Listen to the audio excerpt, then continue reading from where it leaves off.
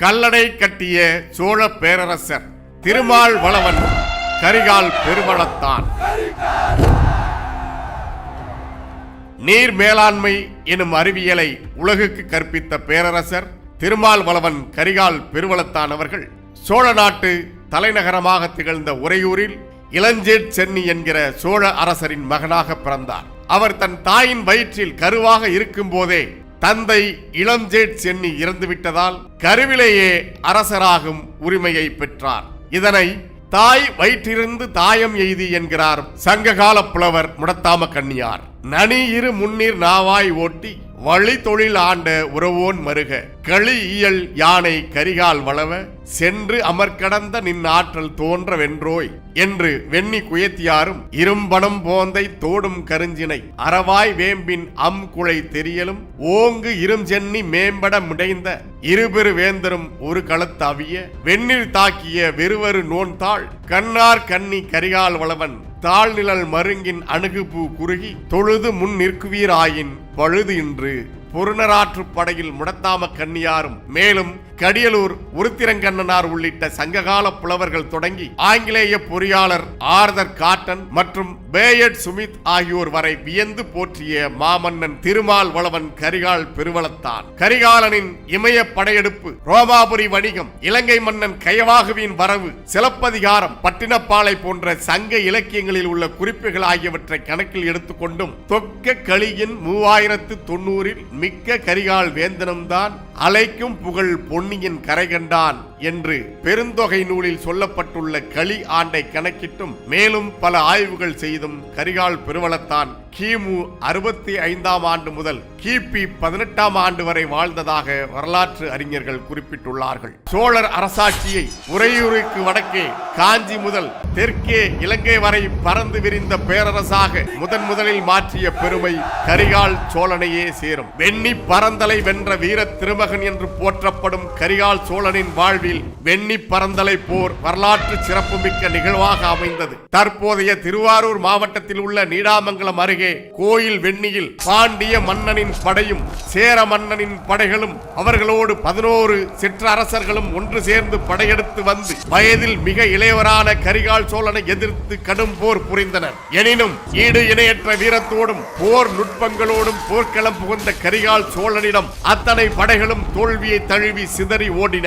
வெண்ணி பரந்தலை போரின் மாபெரும் வெற்றிதான் சோழ பேரரசு உருவாக அடித்தளமாக இருந்தது என்று வரலாற்று ஆய்வாளர்கள் கூறுகின்றனர். வெண்ணி பரந்தலை போர், வாகை பரந்தலை போர் ஆகிய பெரும் போர்களில் வெற்றி பெற்றதன் மூலம் பாண்டிய மன்னனையும் சேர மன்னனையும் இன்னும் பிற குறுநில மன்னர்களையும் தோற்கடித்து மூவேந்தர்களுள் முதல் பேரரசர் என்கிற பெருமையை பெற்றார் கரிகால் சோழர். வெண்ணி போருக்கு பிறகு வீரம் செறிந்த பல போர்கள் புரிந்த கரிகால் சோழன் சேர நாட்டு பகுதிகளை தனது ஆட்சிக்கு கீழ் கொண்டு வந்தார். பிறகு வடக்கே தொண்டை வள நாட்டையும் வடவேங்கடத்தையும் வெற்றி கொண்டார். ஆந்திராவின் கடப்பா பகுதியில் தனது ஆட்சியை நிறுவினார். அடுத்து அருவா நாட்டின் தலைநகரான காஞ்சிபுரத்தை விரிவாக்கி புதுப்பித்ததாக பெரிய புராணம் கூறுகிறது. வடவர் வாட, குடவர் கூம்ப, தென்னவன் திரள் கெட என்று போற்றுகிறது பட்டினப்பாலை. மேலும் பெரும் படை திரட்டிக் கொண்டு இமயம் வரை சென்று இமய வரம்பில் புலிக்கொடியை நாட்டியதாக சிலப்பதிகாரம் மற்றும் பெரிய புராண பாடல்கள் தெரிவிக்கின்றன. பொன் இமய கோட்டு புலி பொறித்து மண்ணாண்டான் மன்னவன் வளவன் என்கிறார் இளங்கோ அடிகள். சிக்கிம் மாநிலத்திலிருந்து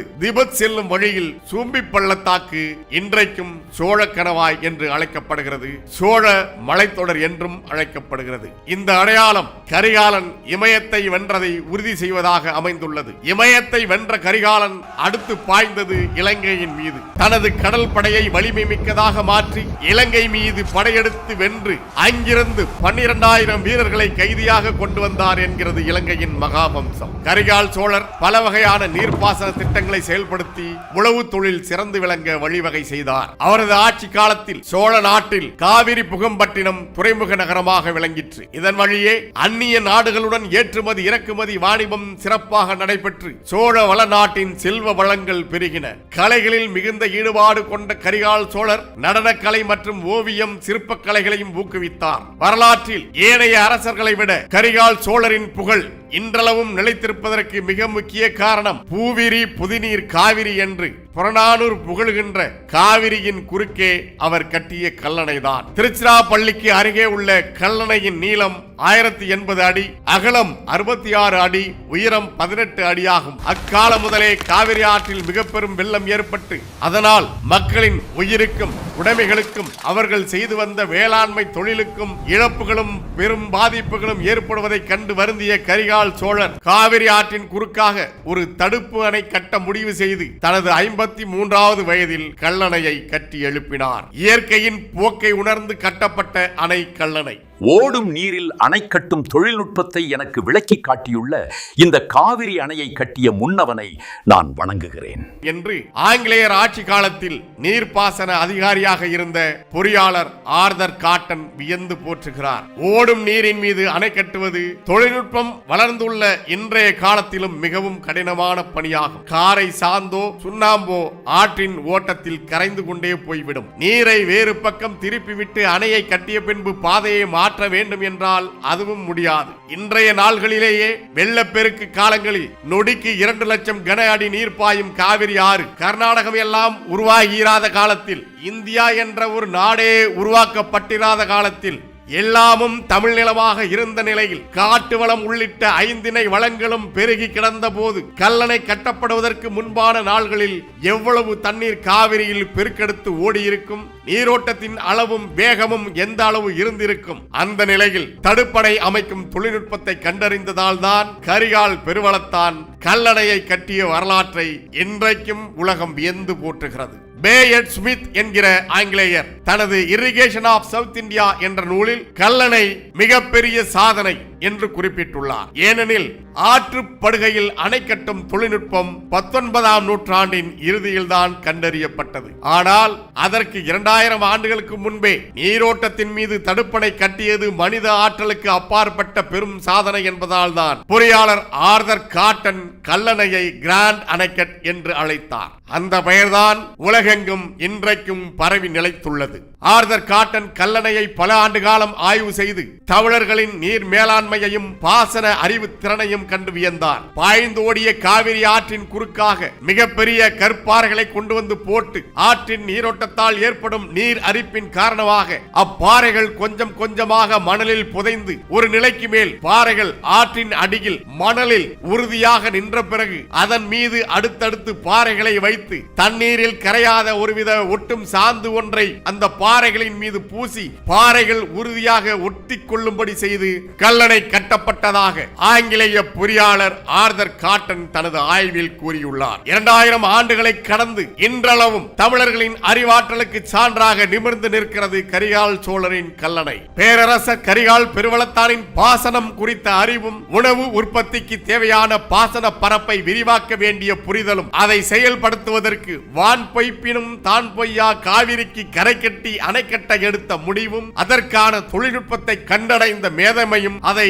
செயலாற்றுவதற்கான மனித ஆற்றல்களை தனது படையெடுப்பு வெற்றிகளால் சாத்தியப்படுத்தியதையும் எண்ணும் போது கரிகாலரின் தொலைநோக்கு சிந்தனையின் மகத்துவம் மலைக்க செய்கிறது. காவிரி படுகை செழித்திட கல்லணையோடு நாடெங்கிலும் இன்னும் பல ஏரி குளங்களையும் தனது ஆட்சி காலத்தில் உருவாக்கினார் கரிகால் சோழர். நீர்நிலைகளை பேணி காத்து வேளாண்மையை பெருக்கிய தமிழர்கள் நீர் மேலாண்மையில் மேற்கொண்டு ஒழுகிய செயல்பாடுகள் அளப்பரியவை. ஆற்று பாசனங்கள் தவிர மழை நீரை பெருங்குளங்கள் என்னும் ஏரிகளில் தேக்கி தேவைக்கு ஏற்ப பயன்படுத்தியுள்ளார்கள் தமிழர்கள். இதற்கென ஏரிகளின் அமைப்பும் மதகுகளின் சிறப்பும் தனித்துவம் பெற்றவையாக அமைக்கப்பட்டன எனும் செய்திகளை செவ்வியல் நூல்கள் வாயிலாகவும் கல்வெட்டுகள் வாயிலாகவும் அறிய முடிகிறது. அறிவியல் சார்ந்த கட்டடக்கலையின் வெளிப்பாடாக அமைந்த கட்டுமான அமைப்பு குமுளி தூம்பு எனப்படும் பெருங்குளத்து மதகுகள் என்கிறார் வரலாற்று ஆய்வாளர் குடவாயில் பாலசுப்பிரமணியம் அவர்கள். ஆறுகளில் இருந்து கால்வாய்கள் மூலம் பெறப்படும் நீரும் வாரிகள் மூலம் வந்தடையும் மழை நீரும் ஏரிகளில் தேக்கப்பட்டு தேவைக்கேற்ப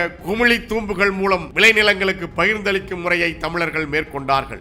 ஏரியின் முழு கொள்ளளவையும் நீர்மட்ட உயரத்தையும் கணக்கிட்டு கரையின் ஒரு பகுதியில் சிறு வடிகால் அமைப்பை ஏற்படுத்தி அதன் மூலம் மிகு நீரை வெளியேற்றியுள்ளார்கள். இந்த அமைப்புக்கு கலிங்கு என்று பெயர். எவ்வளவு வெள்ளம் வந்தாலும் ஏரியின் கொள்ளளவுக்கு மேல் வரும் நீரை தடையின்றி கலிங்கு கால்வாய்கள் மூலம் அருகில் உள்ள ஆறுகளில் வடியுமாறு செய்தனர். கலிங்கு அமைப்புகளால் ஏரிக்கரையில் உடைப்புகள் ஏற்படாமல் கட்டமைக்கப்பட்ட முறை இன்றும் வியப்புக்குரியதாக இருக்கிறது. இப்படி சோழர்களின் ஆட்சி காலத்தில் அவர்களது ஆளுகைக்கு உட்பட்ட நாடெங்கிலும் உருவாக்கப்பட்டிருந்த ஏரிகளும் நீர்நிலைகளும் திராவிடர்களால் அழிக்கப்பட்டும் ஆக்கிரமிப்பு செய்யப்பட்டும் உள்ளன. தமிழ்நாட்டின் நீர்நிலைகளை பாதுகாத்தாலே ஆண்டுதோறும் பெய்யக்கூடிய மழை நீரின் அளவை கொண்டே தமிழ்நாடு தண்ணீரில் தன்னிறைவு பெற்ற நாடாக விளங்க முடியும். நாம் நீருக்காக யாரிடமும் கையேந்த வேண்டிய நிலை இருக்காது. குடிமக்களின் மிக இன்றியமையாத தேவையான உணவை உற்பத்தி செய்யக்கூடிய வேளாண்மையை மேம்படுத்துவதற்காகவும் நீர் மேலாண்மைக்காகவும் தன்னை ஒப்படைத்துக் கொண்ட கரிகால் சோழர் 5 வயதில் அரசராக முடிசூடி 15 வயது முதலே செருக்களம் பல வென்று பேரரசராக திகழ்ந்து 83 ஆண்டுகள் வாழ்ந்து இறுதியாக தஞ்சையில் உயிர் நீத்தார் என்பதை அஞ்சில் முடிகவித்து 53 அளவில் கஞ்சி காவேரி கரை கண்டு தஞ்சையிலே 83 அளவும் ஈண்ட விருந்தேதான் விண்புக்கான் தன்புகார் வேந்து என்ற பாடல் மூலம் அறிய முடிகிறது. தன் மக்களை பசியில்லாது காத்த கரிகால் பெருவளத்தானின் புகழ் கார் உள்ளளவும் கடல் உள்ளளவும் வான் உள்ளளவும் வையம் உள்ளளவும் நிலைத்திருக்கும். கல்லணை தந்த பேரரசர் கரிகால் சோழரின் பெரும்புகழ் போற்றுவோம். எங்கள் திருநாட்டில் எங்கள் நல்லாட்சியே. இனம் ஒன்றாவோம், இலக்கை வென்றாவோம். இலக்கு ஒன்றுதான், இனத்தின் விடுதலை. தமிழ் தாய் வாழ்க, தலைவர் பிரபாகரன் வாழ்க. நாம் தமிழர்.